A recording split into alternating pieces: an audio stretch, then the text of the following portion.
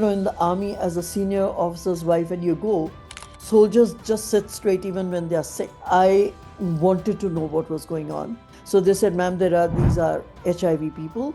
We see so many cases of divorces within the first or second year of marriage. So I always say, you clap with two hands. If a girl wants respect, a man also wants respect. In a race to provide the best, we often miss out on giving our children what's really important, and that's time. Parents, even a lot of grandparents, honestly speaking, everyone is on their telephones, whether it's reels or anything. And in all of that, the child is waiting. How can our listeners, support you in your journey and the different endeavors you take? Whether poor or rich, whether sick or healthy, if you don't have compassion in you, you'll never be able to touch their lives. Listeners, so far in our previous episodes, we have been discussing around different modalities that can help us heal from our emotional traumas. But the word healing or the process of healing can be very different for each and everyone around. And their journeys and their odysseys are very much different. And today we have somebody who is going to be helping us go beyond the yoga mats, the meditations, the naturopathies, or the Ayurveda, and help us understand a different way of healing, which is, the go-to healing mechanism or the journey for many people out there, which we often are not even aware about. And it's my honor to introduce, our speaker today. Joining us today is a woman who lives with the mantra service before self, not just as a phrase, but as a way of life. Winnie Singh, the executive director of Maitri, has decided her life to nurturing those the world often overlooks: HIV survivors, widows of Vrindavan, victims of domestic abuse, and underprivileged children. So, and through her work, she just doesn't build shelters, she rebuilt lives. And I'm really, really, looking forward to this conversation with you, Winnie, today to understand this particular journey that you have taken, because a lot of people want to do, help people out there, want to live it by the motto of service before self, but they have got either the societal dogmas stopping them or their own internal fears and prejudices stopping them. So I'm really looking forward to the conversation, and please do share your journey and if your introduction if I missed any point. Thank you very much, Pulkit. I'm grateful to you for having invited me for this podcast. Uh, I really appreciate it. So, as you say that I should start with giving a introduction. Uh, so my journey in the social sector, started not so early in life. Like I meet a lot of young people, who want to immediately start dedicating their lives to social service. We all go through those things, that we want to do some good to the society, but there's Yeah. always a time for it, because there's a time when you're building your life and you don't have that much of wherewithal, to put in, give all your energies to doing something for other people. But at the same time, I would say if anyone wants to, they can do it at home itself. We have helps coming to our homes. They have children, so we can always kind of get them, educate their children at home and things like that. Having said that, how I came into this was, perhaps, I would say maybe it runs, it's pretty genetic for me, because my mother used to teach the neighborhood kids, the community kids, whosoever all the workers, their children, they would kind of collect, and my mother would sit with five, six of them. And our days, there were always these open areas, and you had these charpais. So you would sit there, and she would teach them. But as time went on, and I lost my mother in 1991, and my father was quite a broken man after she went. And uh, it just so happened that he was so shattered, he could not come to grips with that she was no longer a part of his life. And he would always be sobbing, sobbing, sobbing. And one day, my elder sister, she told him, she said, you need to be there now for us also, because we lost our mother and we can't have a father who's going to be crying all the time and not getting a grip on his own life and himself. She said that, and because he was living with her, he would come meet me for a few minutes and then he would go back to my sister. He would not go back to his own house. But when she told him that, he told his driver that very day that he wanted to go back to his own house. So I was very, kind of perplexed and anxious, because you do understand, that a person goes through his grief, and sometimes that grief is overwhelming for him. And also, some people can't deal with it, straight on, because I guess though my mother looked very weak in the marriage, but she was the strong point in the marriage. And my father, who looked strong, was emotionally essentially a weaker person. So when he went back and he would not take our phone calls and things like that, after about, I mean, when we would ask his staff as to what is he doing, they would just say he's lying down, his face towards the wall. So I would always tell my sister, I think we should go. She said, no, give him time because he needs to find himself. So let's give him a week, 10 days before we go. And it was really, really interesting for us, but very fascinating for me. He called up after a week and he said, I have decided I have an aim in life. So he was 70 years of age, same age as me. And so I said, so what is your aim now? He said, I've decided I'm going to work for the elderly. So I said, that's wonderful. So he said, you guys come over and I will tell you what I'm planning to do. So we tied up, and the very next day we went, and 12:30, and my father is not coming inside the house. He's got people coming in and going, people coming in and going, from his garage, which he converted into an office. And at about 2:30, we told him, we said, we thought we'll have lunch with you, but it's wonderful that you're busy, so maybe we'll come some other time. He said, yeah, actually, because this is the beginning for me. So I am busy, people are coming. So it was interesting for me to see that in that short span, while he was crying, he had also gathered himself his ideas, and he was a lawyer by education. He, then formed an NGO also. He adopted a village nearby, where he went to the Delhi government. He was good at, he had brilliant energy. He would go to the government offices every single day and get work done. And he got, things sanctioned, that milk for the elderly to be dispersed along with breakfast. So every morning he would have, tons of people standing outside who would get milk. And I was staying with him for some time. And one night, there was somebody was ringing the bell at about 3 o'clock in the morning. So they were not like the best of times. And he was living in Anand Vihar, Suryaniketan. And, I was scared. Uh, so he said, no, it's okay, let me see. So he, drew the curtain apart and looked out. We could just see one guy this was winters, somebody who had, the head covered and everything. Then you're more scared to go out. And so we waited for a little time more. We kept asking, who are you? Who are you?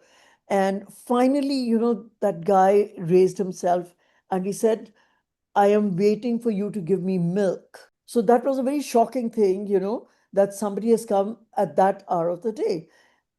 So then we went out and we found that this was a gentleman who was nearly about 85, and his children were obviously not very kind to him. They were not kind to him at all. They, in winters, had put a cot for him in the fields, and he would be sleeping there. So he felt cold. So when you feel cold, he thought for him it was already day, because I suppose he had severe cataract and he had these thick, thick eyeglasses. And I really felt like crying. I mean, like, how do you deal with this where the children don't want to take care of their uh, parents? So my father said, well, there are plenty of stories. Let's give him something. So we got him some, nourishing food and milk. So he sat there till 9 o'clock and he went. So having said that, from there, his journey started. And his journey was interesting that at the age of 81, he bought a piece of land, and then he also constructed a old age home, which was the first private old age home in Delhi. And he Wow. said he was going to make it for the middle income group because they are the ones who need it. So I said, why would they need it? Because according to, general perception is that middle class and upper middle class people, they take care of their elders. This is how we grew up, but he said, well, there are stories which I will tell you, but there are lots of people who are looking for a place. He said, I have IAS officers, senior army officers, who their children do not treat them very well with respect. They are only expected to go buy vegetables or, ferry the children from the bus stop and bring them home. So he made this home in East Delhi, and I moved on with my life. My former husband, I had a bad marriage, essentially. Let me just put it like that. It was not the best of it, and since he's no more, I wouldn't like to say anything except that it was a very uh, emotionally, physically, mentally, financially abusive marriage. And I came from, he was in the army, and we got divorced. And then I met my present husband a few years later, and he's also from the army. I was very hesitant to get married to him because in वो बोलते हैं ना जला हुआ छाछ भी, Yes, whatever दूध that saying is. को फूक फूक के पीते हैं. Yeah. So, I mean, I had that fear, that an apprehension that I don't want to land up in the same situation. But so I waited 3, 4 years before we got married because I wanted to be very sure that where I'm headed. And it turned out that it was a very different kind of a marriage where I was respected and I counted as a human being. I counted, my opinions mattered. So while I was with him, he was the Director General of Assam Rifles, and we came across this community of soldiers, who had HIV. And that is where I realized also that, in the army, as a senior officer's wife, when you go, uh, soldiers just sit straight even when they are sick. They sit like this on attention, and they avoided taking me to those wards. So when I insisted that I would like to go, I was also a little different from the normal army wives who are happy to, kind of behave very conservatively. I wanted to know what was going on. So I told them, I said, I want to go into this room. There are people I see inside. So they said, ma'am, these are HIV people. And we thought maybe you need not meet them. By then, I knew what was HIV. I didn't have too much of information. So when I went there, so I started talking to them and I asked them, I mean, like, uh, so, you know, obviously they wouldn't have told me like what happened and how did they get it. But mostly all of them had got it either through drugs or through from the sex workers. So when I asked them, I said, why are you people so glum and sad? They said, what is there to look forward to? Because we are going to die.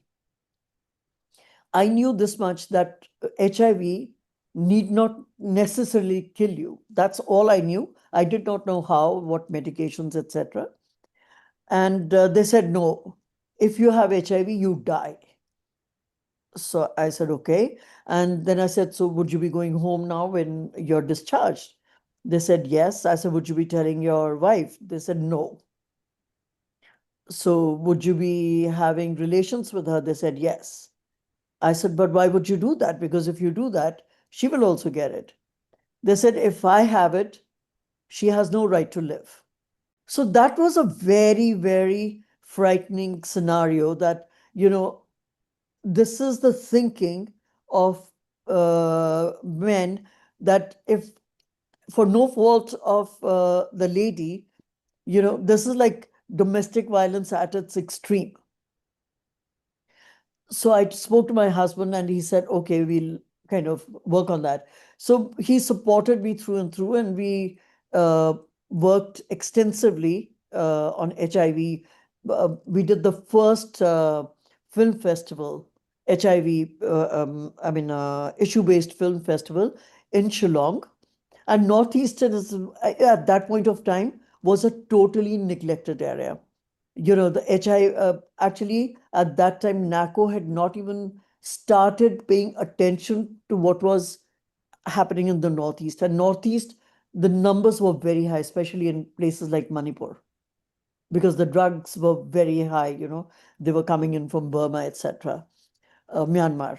So when we did that festival, the film festival, we had the film stars come in and we did road shows. They spoke to the people. There were lots of these corner chats, and there was information that got filtered. And it helped people understand that this disease need not necessarily kill you. And you, I mean, you don't become untouchable. You don't get it just because you're there. I can't even touch you. I can sit with you. I can, touch you. I can hug you, everything. But that was a very slow process because, everyone is reluctant to accept change. Yep. And from HIV, I mean, 2004, we went there. 2005, we registered our NGO because we couldn't do any work if there wasn't a organization involved. Because I mean, he couldn't have supported me all the way through the army. And 2006, we were moving back to Delhi.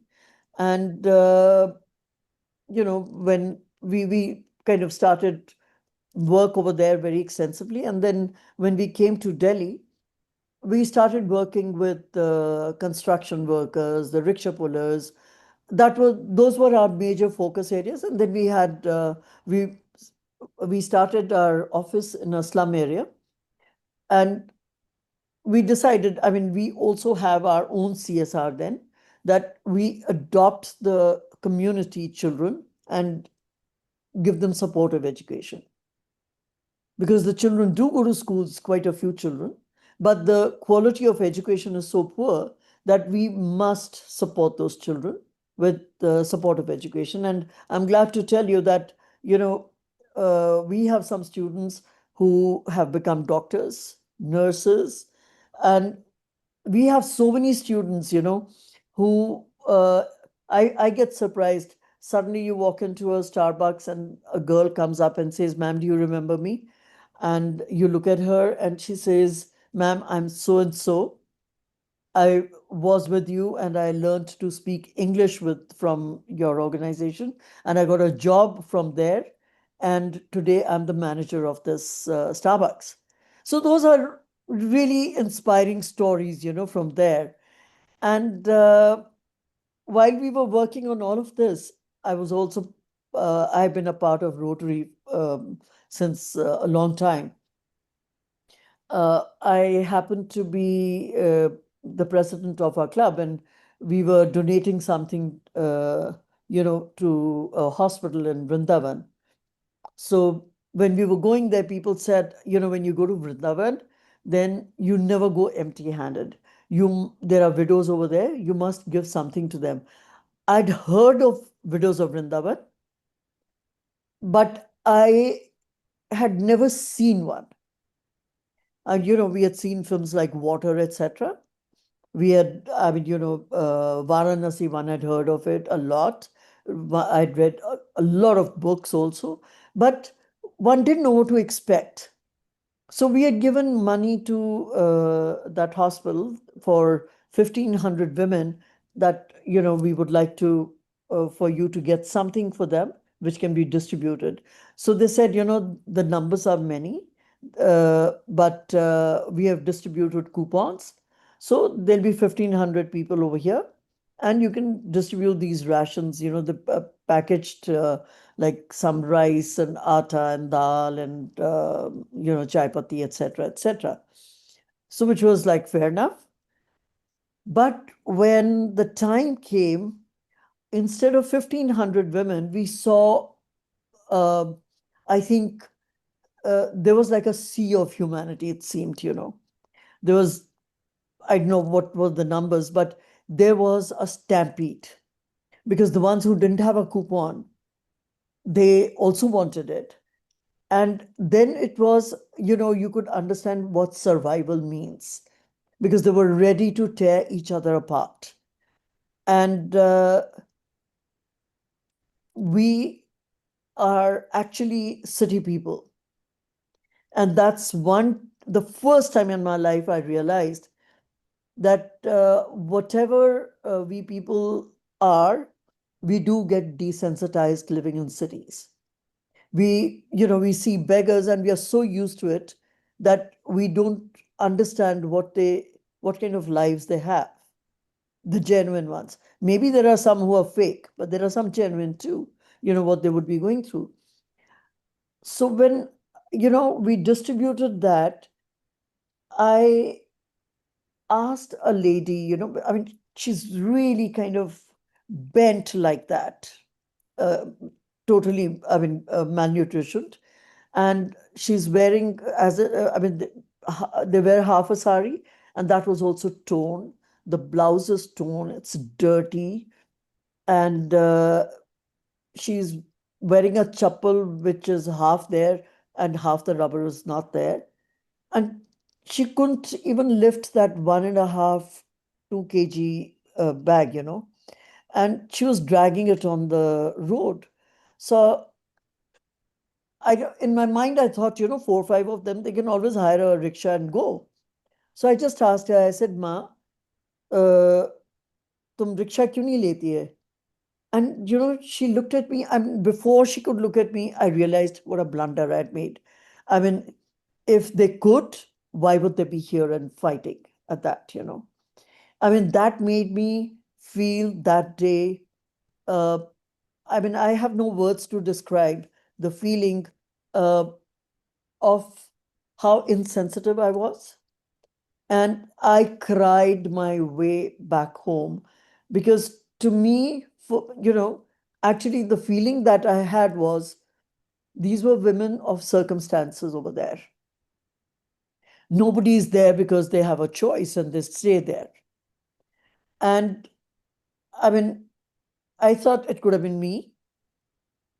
It could have been my mother. It could have been my sister. It could have been my friend. It could have been anyone I see in the mirror. And, they are there and they are women and they are mothers. And mostly all of them were elderly, where people I'm talking year 2008. In those days, literally, the untouchability was so strong in Vrindavan. I mean, when these women would be going on the road, if somebody came across them, they would immediately turn, go back to their homes and take a shower. They would take a bath and then they come back.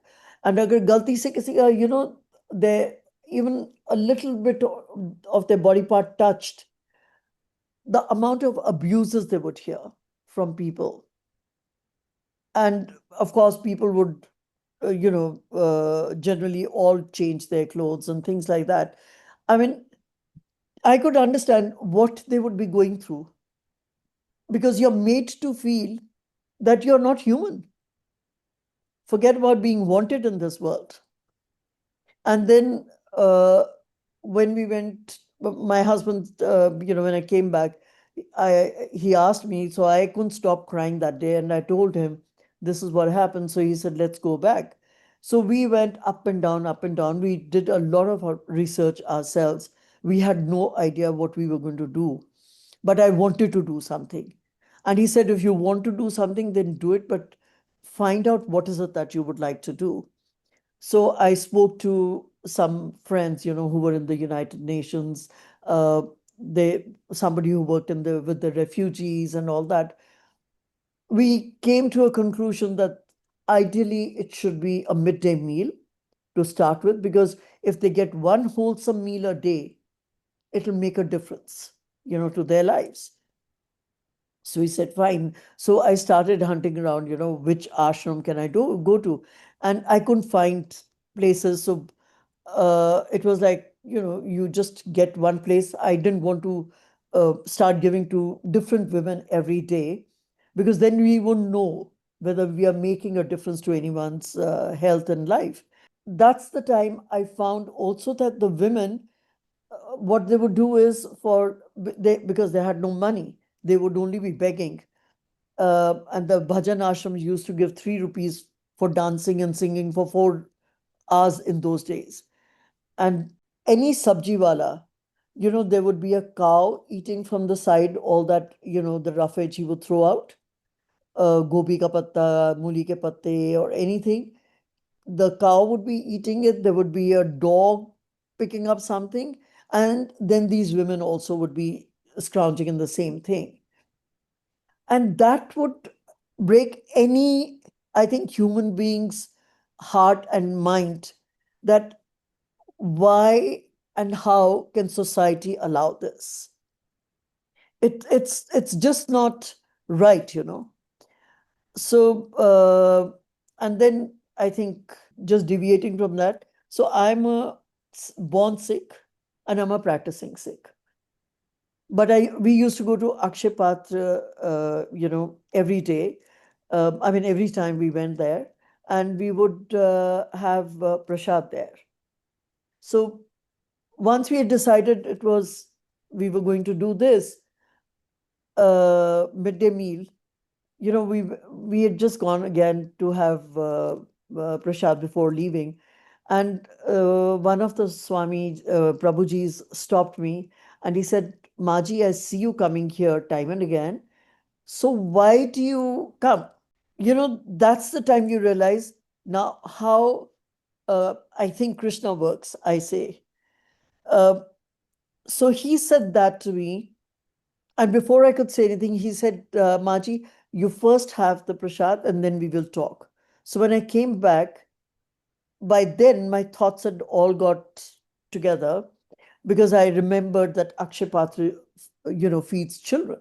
They are in the Guinness Book of Records, etc. And in my mind, I was thinking, if they can feed children, why wouldn't they be feeding them? They must be feeding them too.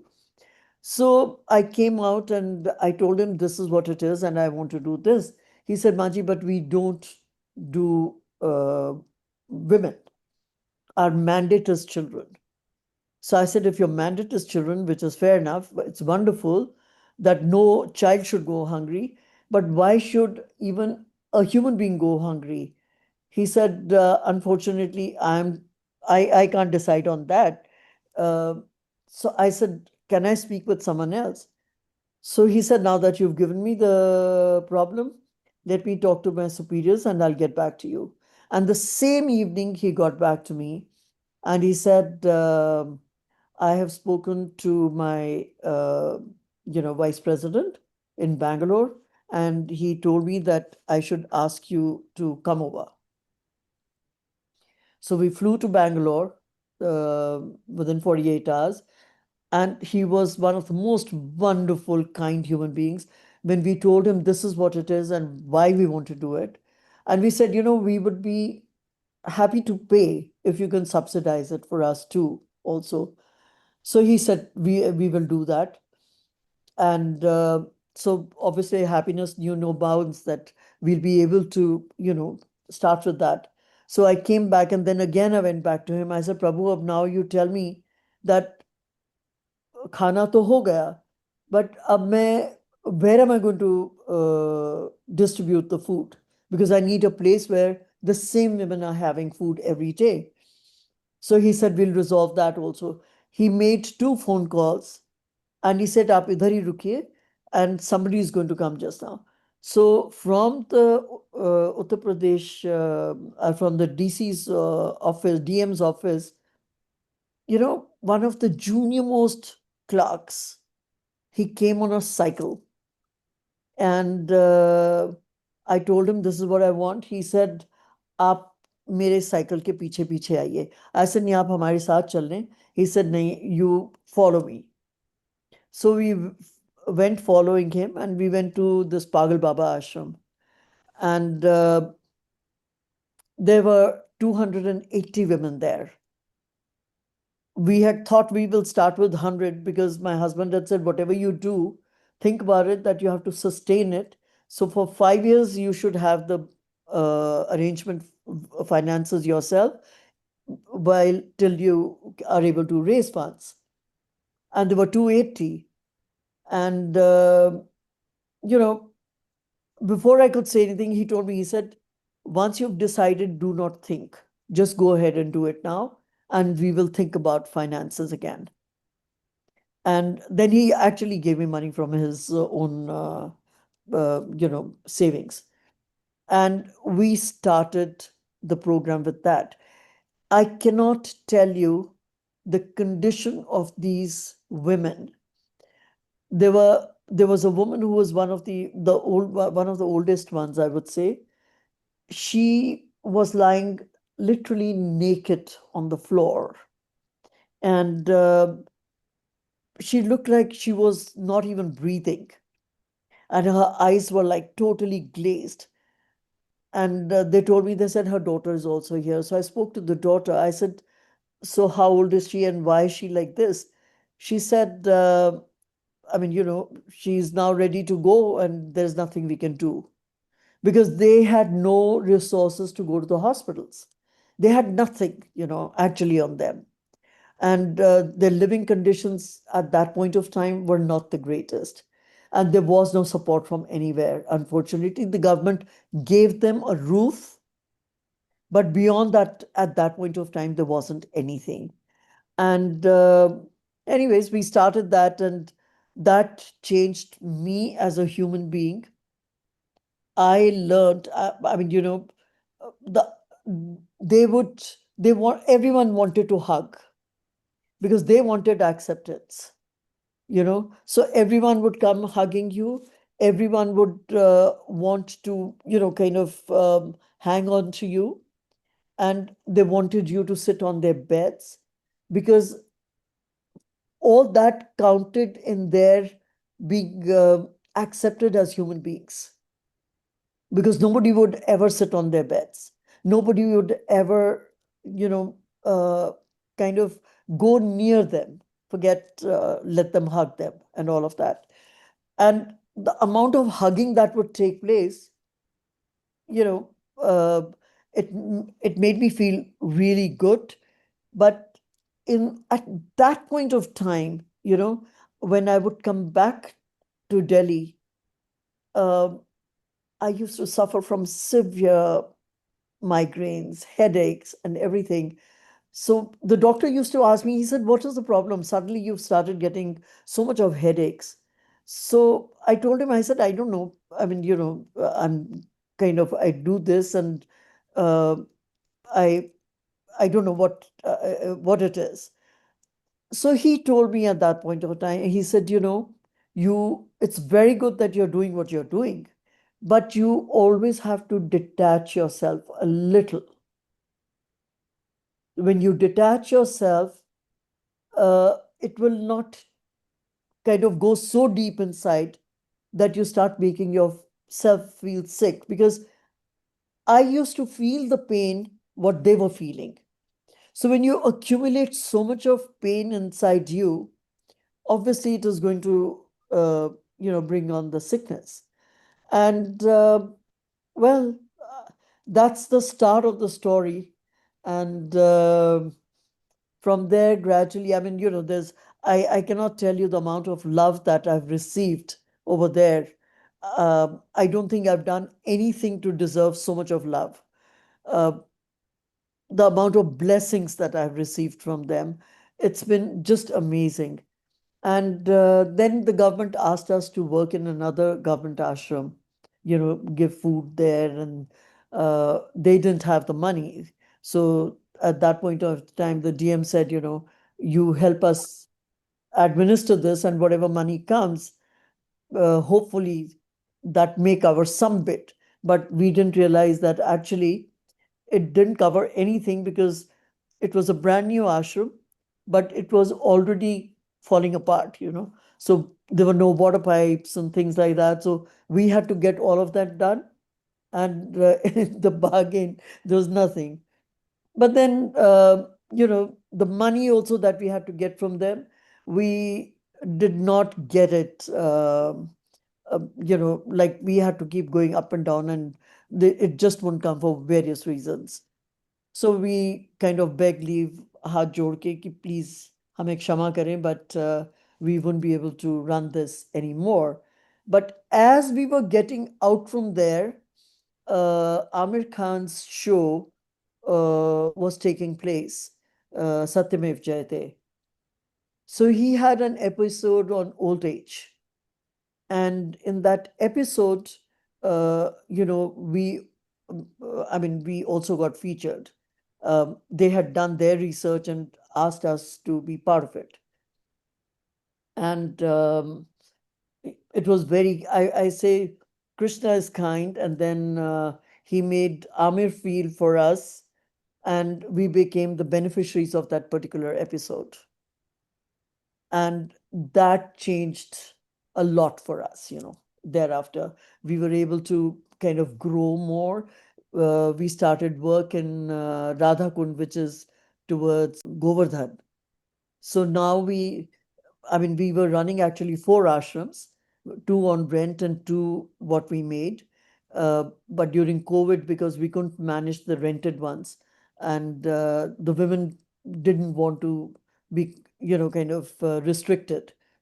So we had to kind of let go of those 2 ashrams, and uh, the women moved out.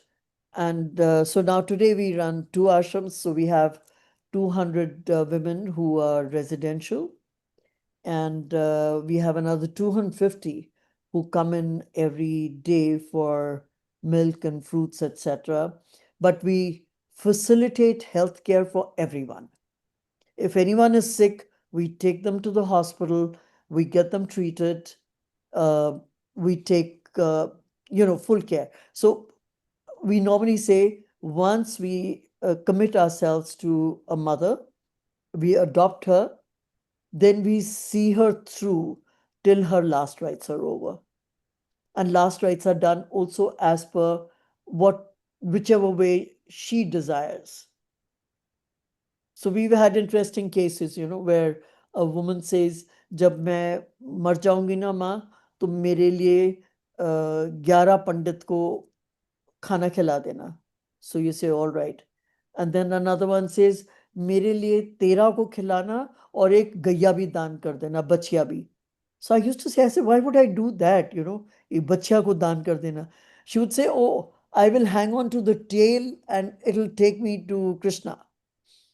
I said, but how would I see you that you're going there? But these were such beautiful relationships, I would say.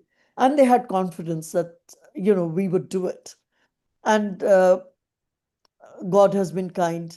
We have been able to kind of keep our promises, whatever we are making. We haven't let them down at any point. As you know, God is very kind. Viniji, you have left me speechless. Your story has been really, really inspiring. Your father's story, and you know, I try to do few things at my end, but I can envisage the amount of courage, the quantum of courage it requires to do something at this extent for somebody, because living in cities, मंदिर के बाहर जाके प्रसाद बांट देते हैं या chocolates बांट देते हैं, उसमें ही हम लोग बहुत खुश हो जाते हैं कि हमने दान कर दिया. But living the comfort of our own lives and then going to a place where we have no idea about, that really takes courage. I think it's basically all. I always say everything is Krishna now. So I'm always asked, being a Sikh, how is it that you believe so much in Krishna? And I always say, I mean, Guru Nanak also believed. I mean, he went to uh, Mathura too. He went to, I mean, today, if Ayodhya Ram Mandir is there, Guru Nanak has played a major role in it. And I think maybe Krishna, believed that I would, I could do something, and he's helping me out. I mean, he's being my guide, and I'm just following him. That I agree. That I agree. You have to just put it out in the universe, and the Yeah. God finds the way to get things done. It only depends on your intent Yes. and the desire with which you want to do it. Absolutely. If it's just a passing thought, things happen in just a passing manner. If it's a really in-depth intent, things happen to Yes. that level. Absolutely. Absolutely. I have lost the flow of my questions, but few things which I could note down. Uh, Something I have realized over a period of time and observed, I was not realized, but observed is in urban areas, we all live a life which is away from the truth of life. You know, it often makes me question. I'm just 32 right now, and probably just entering into the stages of different parts of the life. But even today, I often question, why are we doing what we are doing? Why are we just running after minting money, corporate structures, the way, different desires that this urban structure or urbanization has brought to us? Otherwise, even we were living in a village, and often when I go back to my village, where I was born, I see the issues that we face in cities Very true. exist over there. They're more happy, they're more contented. Yeah. Uh, Living in Faridabad in the Delhi NCR region, I find that whatever amount you're able to earn in a month, it could be 10,000, it could be 1 lakh, it could be 10 lakh, it's still not sufficient. It is not. And a person living in a village, and if their per month salary, the family income is not even, if let's say 15,000 rupees a month, they're still happy. There's a contentment there. Yes. They Yes. might not be looking at the desires which we are able to afford. Yeah. For them, those desires don't even exist. True. So, you know, there are a lot of thoughts that have, come in, and I'm sort of speechless at the same time. Uh, you talked or touched a little bit about the relationships, the marriage aspect, and I have observed few instances of domestic violence in my inner circle where God has been kind to make me the medium to help that person, uh, you know, uh, settle after she decided to move out. So I could help her out. But tell me, I've got 2 points which I would like to understand from your experience. One is in the current troubling times where, you know, we see so many cases of divorces within the first or second year of marriage. What are your thoughts on why the numbers have suddenly skyrocketed? And I'm talking from perspective of both the genders, not just one individual gender.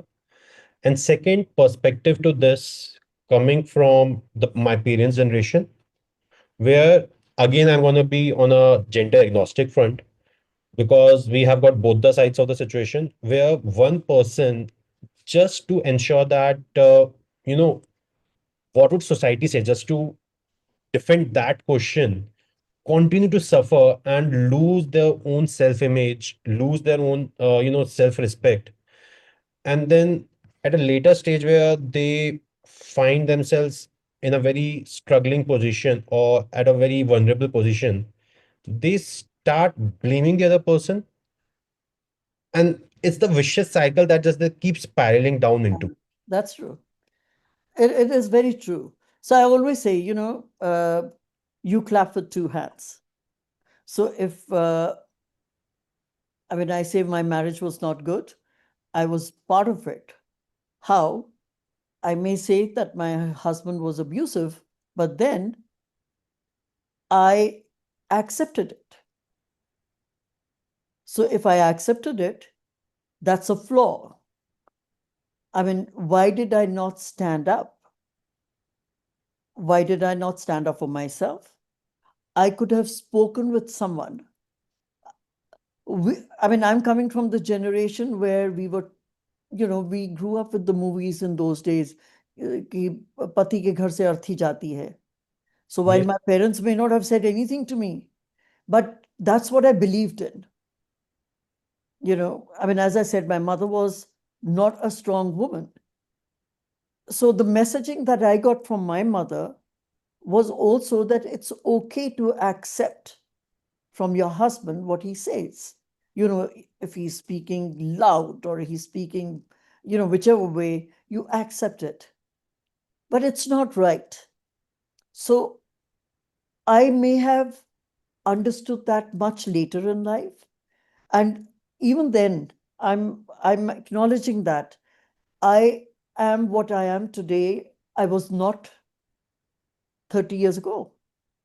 I was a very different person. I did not have the confidence to just say I'm breaking away because I didn't have the confidence that I can take care of my children. I have two daughters from that marriage. And then, but it's not that I could not take care of them. It's my mind which said I can't take care of them. Because when my husband finally, he left.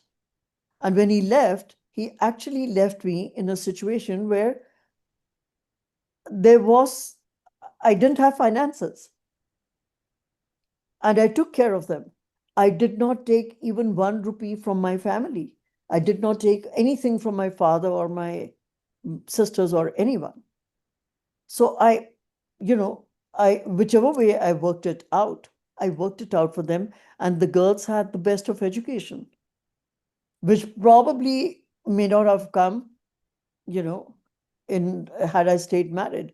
So if God closes a window, he opens a big door for you. And that's what today I believe in. And so today, what happened? I mean, today's scenarios changed where it happens very fast. The marriages break, like you get married today, 6 months later, you get to know the marriage is already on the rocks, as they say. Uh, Even today, there are genuine cases where the girls are not able to stand up for themselves because when we do counseling, we come across all these cases where when we talk to them, the women do not have the courage to break away because their families are not supporting them and they don't have any resources to take care of their child. And even if there's no child, they can't take care of themselves. And they say the world is really horrible when you come out for a woman. It's literally a fact. I mean, I've got so many women, I've had in the last 15 years. They call up and they say, please keep us in your ashram. At least we'll be safe. Because the world is not kind to women, even if whether she's young or she's old.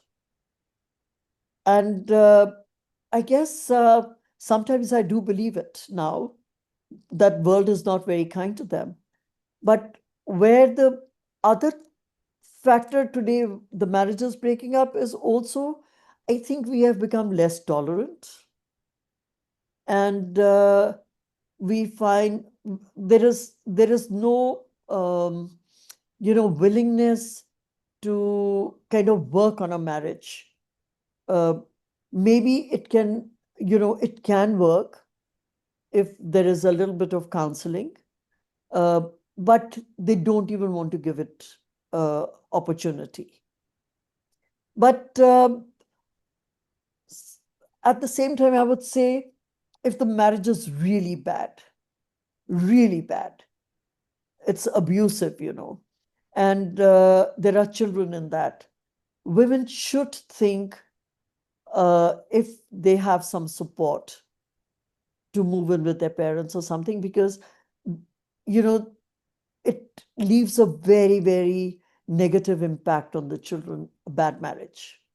Because when the parents are kind of abusing each other or fighting with each other, it's not the most harmonious kind of a environment for a child to grow in. I mean, children feel so scared, they feel insecure, and as they grow, that insecurity is built far more in them. Then they learn not to trust, which is very unfortunate, because not everyone is a bad human being. There are people who are very nice. But I would like to understand because I totally agree with where you're coming from, and I have seen certain scenarios. But help me understand one aspect of things, because it keeps me often curious. Where even if the family of the girl is ready to support her, there are gonna be situations, and I agree the world is not kind. But how can a girl start to build that courage to take a stand for herself? Because maybe the brothers, the parents are going to be standing behind her. It's, and I can be wrong in saying this, it's her who needs to lead the way for herself, True, for her own life. true. And because often she's not able to find that courage, navigate that courage, some way or the other, the onus falls on the family not being able to support her. And then she's already in a place where she's suffering. How can this particular aspect, be navigated? If the family is willing to support her, the family is willing to say, you come back to us, then the family has to tell her that, listen, you have nothing to fear. I mean, they have to build her confidence that she's welcome back.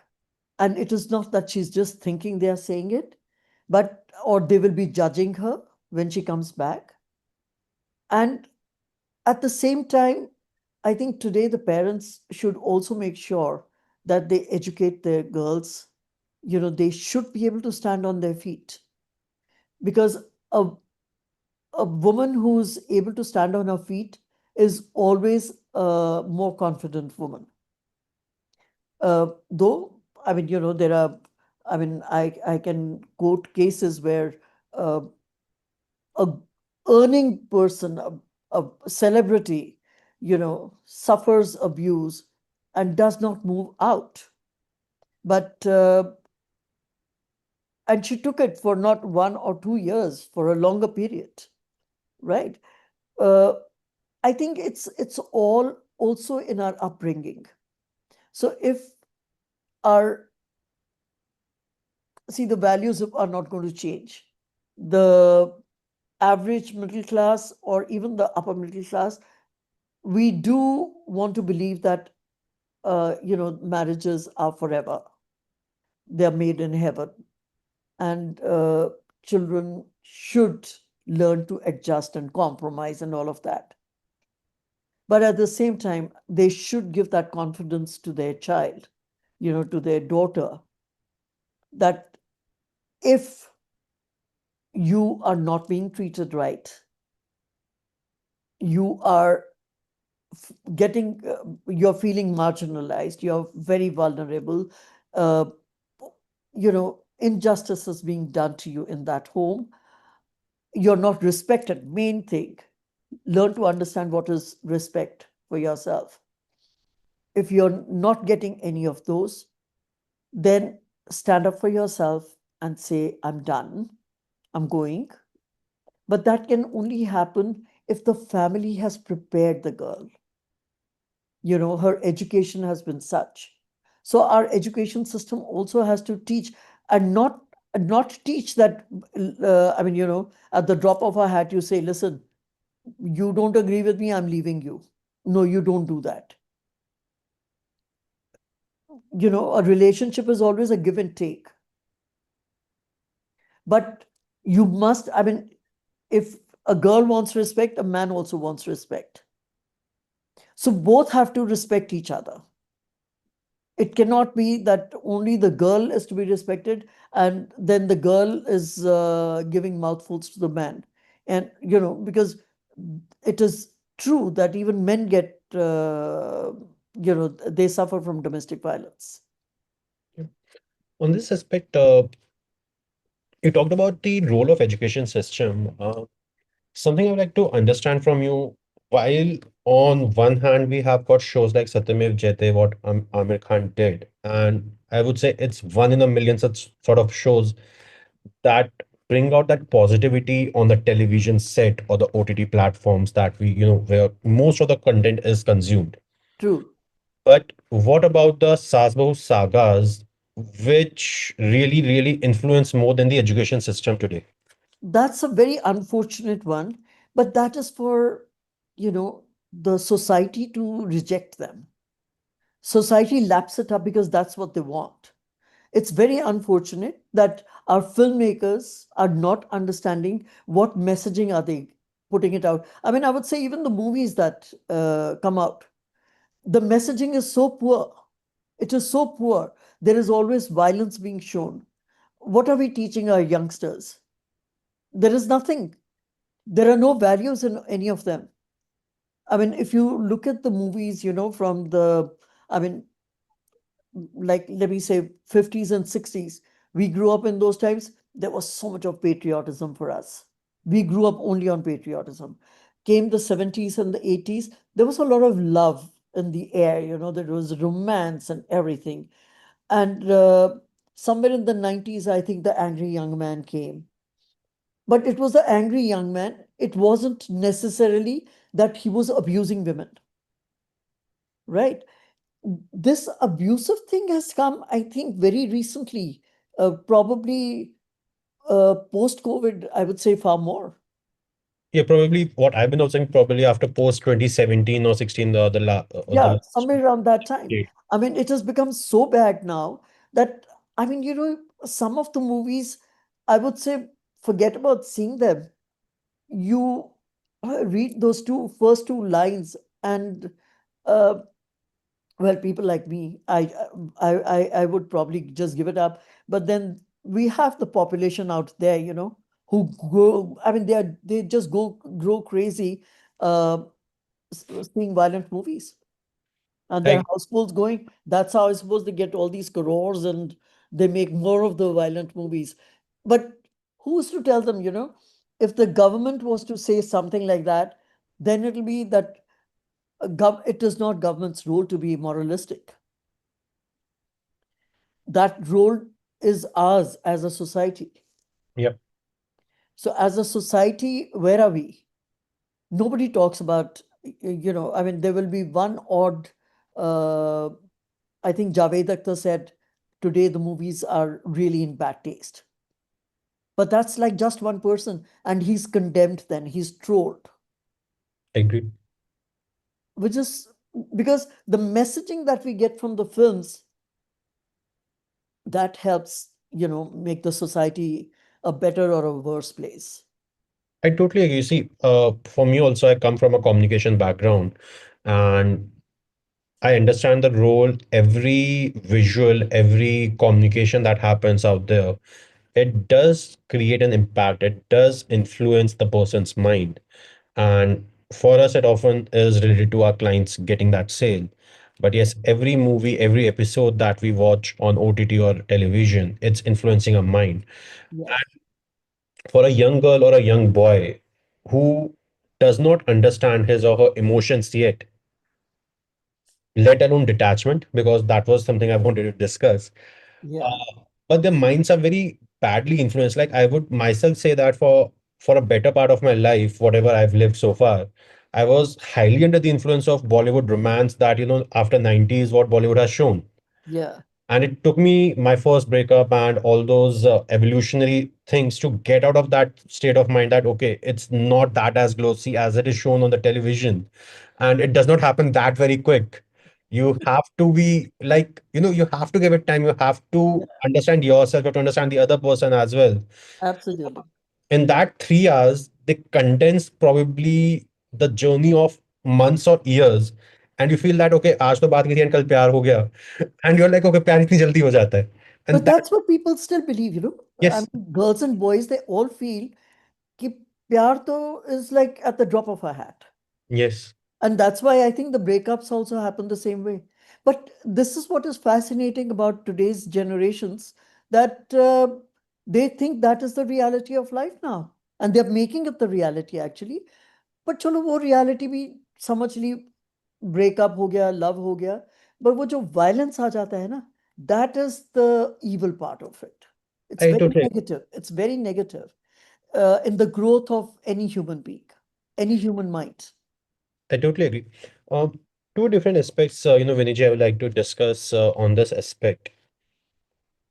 With urbanization and in a race to provide the best, we often miss out on giving our children what's really important, and that's time. I've also born and brought up in, a urban household where both my parents are working and their hard work. I'm sitting here today. But yes, because they were hardworking in their respective jobs, there was some section where the time we and my sister wanted, we were not given. And because of that, what happens, and I've seen a lot happening around me in a very exponentially growing manner these days is in urban societies. Children are not getting that love from their parents. And now what happens is with this so much influence of OTT, because OTT is also somewhere where they're starting to reverberate the similar scenarios. Hmm. And they show that, okay, you find true love in your friend and, the complete ripple effect. But that's not the truth. And when the truth really presents itself, the child is not able to, really cater, absorb it. Yeah. So we have highly sensitive people getting into picture. And, one is how do we really navigate this? And the second question I would come after this, but yes, if you can help me navigate on this aspect. This is like something which actually I think we all talk about today, that parents, um, even a lot of grandparents, honestly speaking, everyone is on their telephones. They're, whether it's reels or anything, uh, the parents are busy going to their work. When they come back, immediately the TVs come on, and socializing is also happening a lot. And in all of that, the child is waiting. And I think so. I mean, I'm just sharing with you. So we used to be called to some of the public schools, the leading schools, for workshops on substance abuse and date rapes and all those kind of things. And I used to ask the schools that why is it that you call us and why can't you address these issues yourself? They said, no, we cannot even talk about it because the parents will accuse us of saying that you are putting this on our child. I found that very strange. Then they made me understand. They said, you have to understand that today the this the social acceptance uh, in of people is when they go for parties and dinners and all of that. So if the parents are leaving for a party, let's say at 9 o'clock or 10 o'clock, and the child waits for that, they step out from one gate. And half an hour later, the child bribes the guard and he also steps out. He carries his own liquor from the house and goes to his friend's house and they have whatever their party. So if the parents are coming back late, they don't even know the child is, they don't always check on the child because it's presumed that the child is sleeping. And the guards also wouldn't say anything. And invariably, it would happen that in the mornings when they go to school, they would come back rather late, and when they go to school, obviously they're half asleep. So when we used to do the workshops, the children would be, kind of like this and spread out with their arms long and I would, to me it was like, how can a child behave like this? If you see your teacher, you're supposed to respect your teacher. But then I understood that that concept is gone, respecting your teacher. And I hear more and more some of my friends, talk about it, that how their own children, you know, kind of the way they talk about their teachers. They say, if we say something to them that, you should not be speaking like that, they say, oh, you are so ancient, you're like dinosaurs. So the children today are growing in a very different manner because parents have no time. And then a lot of parents are actually having arguments only. So when you have arguments, the child doesn't respect anyways, because there's so much of cacophony for that child. They are disturbed in their mind that, for them, this is what a relationship means. I'm digressing from the subject. I have, uh, you know, some friends of mine have shared with me that today the young children, as young as 10, 11 years old, they kind of get sexually active. Now, that is scary. It is very scary. But it is for the parents to understand. The parents think my child is very, very innocent. They don't understand. The child also is very good at manipulating. And if we want to give good values to our children, to be good human beings, compassionate human beings, um, the parents have to become role models. If the parents are not role models, how do the children, from where do they, learn? Because everybody has to have a role model. And for children, it can only be the parents. I agree. On this aspect, I have a question which relates to the start of your story when you shared the story about your father. And your elder sister told you that we need to give him time. Yeah. Now, over there in that certain scenario, how can a, child manage and detach from the guilt trip that often comes with that giving time? I don't guilt trip might not be the right word for it. No, it is. Because I felt guilty at that point of time. I was telling her, I said, how do you do that? She said, understand that he needs to overcome that grief. And he will only do it when he knows that he's now alone and he has. To me, it was that this is the time he needs support. Yes. Now, it's not that my sister loved him less. She loved him maybe more than I do. We all love our parents. Yeah. But I think she felt that it was overwhelming for her because he was only crying and crying all the time. And because he was staying with her, she was seeing him sob like a child, all the time. And to see your father, who's been like your hero, Yeah. who's 70 years old and he's only crying like a child, I think I understood from, I put myself in my sister's shoes and I realized she must have felt very, very, kind of strange, because I think she just didn't know what to do. Because, see, our generations didn't grow up very demonstrative, that we would go hug all the time and all of that. Today's generations are like that, Our generations, we could only talk. At the most, we used to hold the hand. That's it. Nothing more than that. But that was not sufficient when somebody is grieving, is in grief for his partner. Probably he needed a hug. Probably he needed, somebody to say, we are here to take care of you. Maybe he wanted to hear that. But then he became the strong man, and he became like a pillar for the elderly in East Delhi.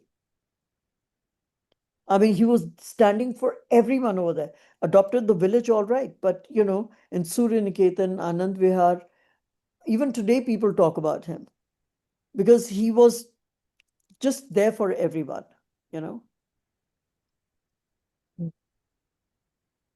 Ch- Building on to this, Viniji, I would like to understand one aspect.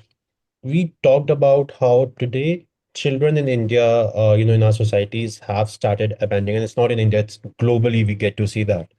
But help me understand, because I often see in my particular age group where either it's the student's own aspiration, the child's own aspiration, or the parents' aspirations, where the child has to now leave the hometown and either travel abroad or in other metro cities.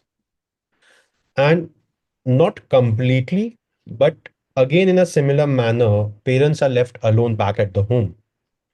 Though they have not been, moved out of their house, but they're again alone. The child for whom they have worked so hard their whole life, whatever, whosoever's aspirations it were, they are at the end living alone. Because in most of the metro cities, we see that the children have moved Absolutely. abroad and it's only the parents who are living back.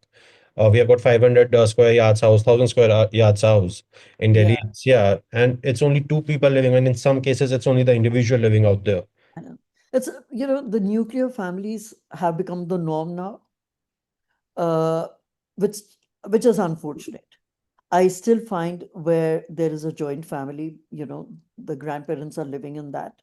There is far more love, and the grandparents actually, um, you know, give a lot of good values to their grandchildren, really good ones. Uh, but having said that, I think the aspirations are so high that we all want our children to be like, if there is money, then it has to be America, England, Australia, Canada, where the child has to study, nothing less than that. And even if they are here, most of the parents try and see, I don't know, it's like there is a herd mentality, that my child will get better education than, whether I can afford it or not. And in that, we kind of don't even realize that maybe we ourselves distance ourselves from our children, because the bonds that should be made, they they're not, because we make excuses for the child. Then if he doesn't call up or she doesn't call up, we make excuses, they're very busy. Actually, it should be no child is so busy that they cannot call you. I agree. I mean, a child should be calling up. All right, if you call up, the child should take your call. But if that also does not happen, then obviously there is something wrong in that relationship happening. But I think we realize it rather late in life. We don't realize it at the right time, that it's essential, even if we send the child out, that our communication is so strong that, you know, whether you express your love to the child, you express your care to the child, and the child should be able to also express, you know, that he respects or she respects the parents, for what they're doing. Uh, Most of the children, they take it for granted that their parents have to do this. I mean, there's nothing like have to do, because parents need not do, but it is a given that the parents have to do.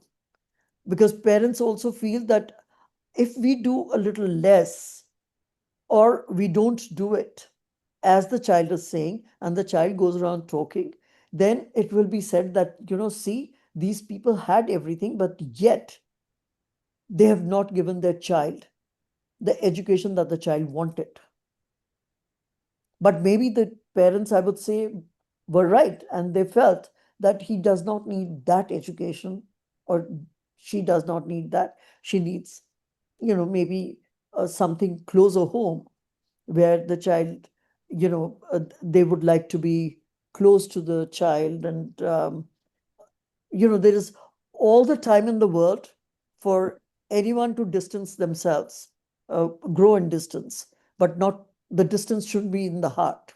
Coming on to another aspect, Viniji, you shared your stories about how you started working for the people who are suffering from HIV. Uh, while and I have disconnected myself from a lot of media out there because of the negative content that's there, so I don't even watch news channels, and I refrain. I have got very selected pieces of content that I watch. Often when I'm driving, I've got stories from Nilesh Mishra being running. I listen to the stories of some podcast, and on OTT I've got very selected shows that I've watched. So in the when I'm disconnected from the media, so I could be wrong when I'm going to be saying this, but yes, when I was in school and college, I used to hear a lot of ads about HIV awareness. For last 4 5 years, since I have started filtering the content I'm consuming on the platforms, I have not seen that happening a lot. Uh, so, what would be your suggestion and guidance to people who, in these times, find themselves to be suffering from HIV? That's number one. And how can people in their surroundings really go about it to support them? Because as far as I understand HIV, there's still no cure. There are researchers happening which claim to be finding the cure, but there's not something substantial coming out yet. It's treatable. Okay. It is treatable. It is not curable. Uh, it is, I mean, see, if somebody has got HIV, not necessarily, some people do get it from sex workers. And I would say not if they've got it through a sex worker earlier. But now I think people are careful, if I'm not mistaken, uh, because I used to also work with sex workers for some time, very little time. And in those brothels, there was a mandatory thing that the government had put out, that they had to use condoms. But the sex workers used to say there are some clients we get who refuse. So they say, but because we need money, we let them. So we used to ask them, then if you get infected tomorrow, what happens? She said, that is, something which, if it happens, we'll see. But if he, wants it, then I have to get the money. But if we are talking, in a larger scenario, I would say, one, I think people are more aware today. So people do, I mean, while people not should not be indulging in, like kind of free sex mode, but anyone who believes in, indiscriminate sex partners, they should be careful, um, you know, definitely using protection. And if they do get HIV, There is no need to hide yourself. Go to the doctor, get yourself tested, start your medication. You will be fine. I have one of the ladies who came to me. She had got HIV from her husband. Her husband died. She had three kids. She wanted to put them out for adoption because some doctors had told her that she was going to die and she wanted that the children should be adopted. So we had her treated, and this is now uh, nearly 20 years. And that woman is healthy. She takes good care of herself. She's been working ever since. She has educated all her three children. And I mean, she's a role model, I say, for a lot. And she's working today. Her husband was in the army, so she's always found jobs within, whether it's the army canteen or something. Her husband was a soldier, a jawan there, and now she's working in a dispensary run by it's an army dispensary for the retired people, and she's respected over there. So she takes full care of herself. And one day she called me, she said, I want you to talk to my son because I fear that my son is following the path of his father. So I said, but then that's your role now. You have to speak. She said, no, he doesn't listen to me. So perhaps he will listen to you. So I called him up. He didn't take my call, but he knew that I was calling him. So she said, I think he's understood because I find he's no longer going out like that now. So we keep our fingers crossed that he's not. But uh, it's something that the messaging is stopped by the government, which used to be there tremendously earlier. You know, that has stopped. The numbers have reduced. Uh, People are living full lives. There is nothing like people are dying or something. But I think people are more careful today. uh, when they engage in sex with unknown partners, I think they definitely use protection. I think so. I mean, I would like to believe that they do. Uh, No need to risk their lives. yep, yep, yep. I totally agree. I have seen a lot of my friends using protection, so Yeah. that has become the norm. Yeah. So, and yep, I have not heard anybody in my inner circle suffering from it. So I But believe the it's good to speak openly.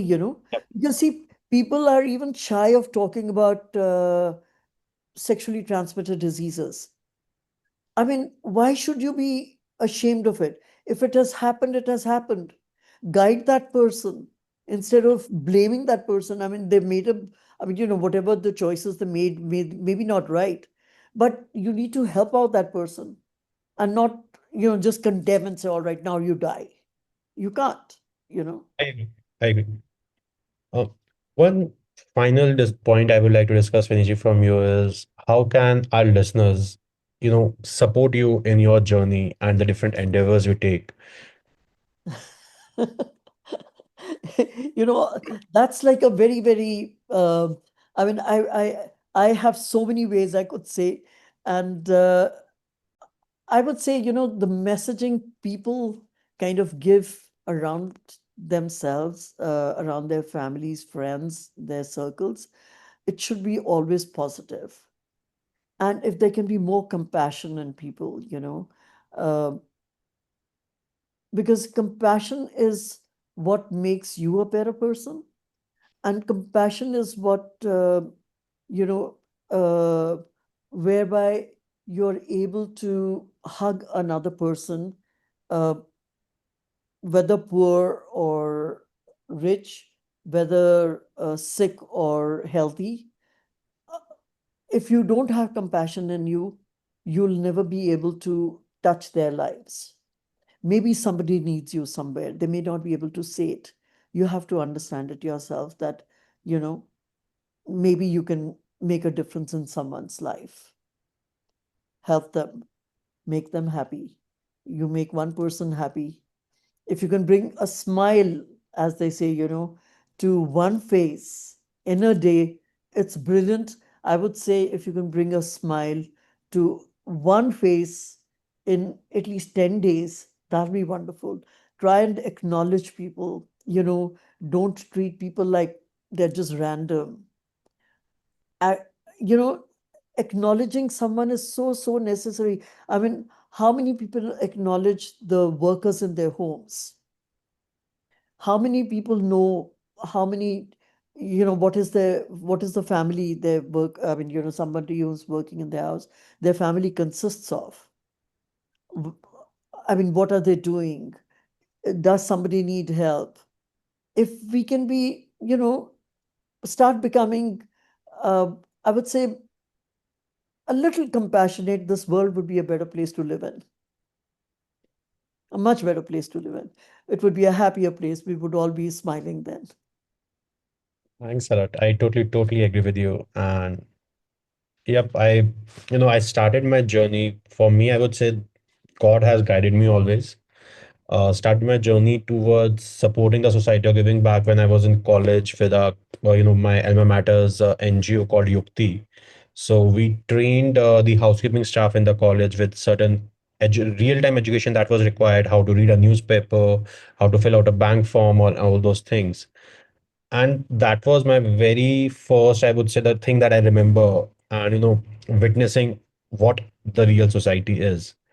And then I got the chance to go on Jagriti Yatra Right, in 2014.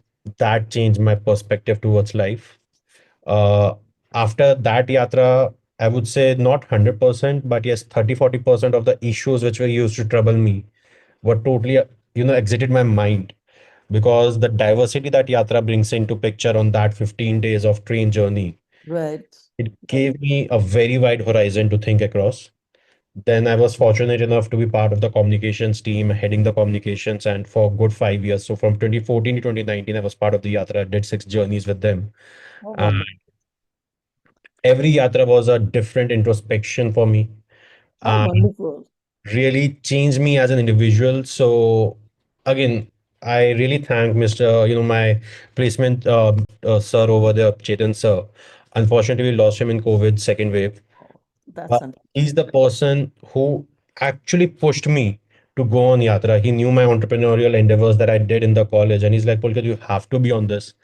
I had given up on a point, and he came to me, talked to me. He said, "Here's the way. Try to navigate it." He showed me the direction. I had to walk on it. He showed me the direction, and that direction is the reason I'm sitting here today. Right. Otherwise, I would have also been in a corporate job, working somewhere comfortably. But yes, I'm enjoying it. I'm contented from within where I am today. Which is So so wonderful. That's all we need. I mean, running around for everything, I mean, no end to it. But to become a better human being, I mean, to become a more loving being, I mean, if you're kind to yourself and to the people around you, that's, I think, what would give you more joy than anything else. I agree. I agree. And I'm really thankful to the teachers out there. There have been different persons. So I believe God has come to me in form of my teachers at different instances. I had gone to Kota, and it was my desire. I just told my father once I have to go to Kota. He made all possible arrangements that could be. Whenever I asked him for money or any support when I was in Kota, he never said no. But yes, when I missed that love and attention I needed, it was my teacher Amit sir in the institute I was studying. There have been different teachers at different stages of my life who have really guided me. So with this episode, I am able to bring out that gratitude out for them. And the conversations have left me just speechless. I don't have a lot to say right now. I'm really overwhelmed with the conversation we have had. Uh, but That is so wonderful, that you've had that so much of giving, with your teachers. I mean, the gratitude that you feel, people don't feel that gratitude for themselves or for anyone else. I mean, we should be grateful that we are alive. I I mean, that itself we forget. you know, that we need to be grateful that every single minute we are breathing. Yep, yep, yep. Totally, totally. No, our teachers actually are the ones who, I mean, they're the ones who lead you. Agreed. Yeah, they make you better people. Vinay ji, with paucity of time, अगर बात करते रहेंगे तो I don't know when we are going to be ending it. But yes, I believe you will also have some commitments. I also have some commitments to fulfill. So once again, thanks a lot for coming and sharing your journey, your insights with us. And please feel free to reach out through this medium if you want to, do another episode, share wherever we can be of support, the community of listeners that we are listening, or I can be of support. More than happy to do the best of our abilities. Thank you so much. If you can bring some more people to join us in our journey, to support our mothers, that'll be just wonderful. Surely, surely, I will touch base with you offline and understand the process and do the needful from my end. Thank you. Thanks Thanks. a lot. Thanks a lot. Thanks. Okay. And listeners, I believe this conversation gave me the opportunity to introspect and reflect back.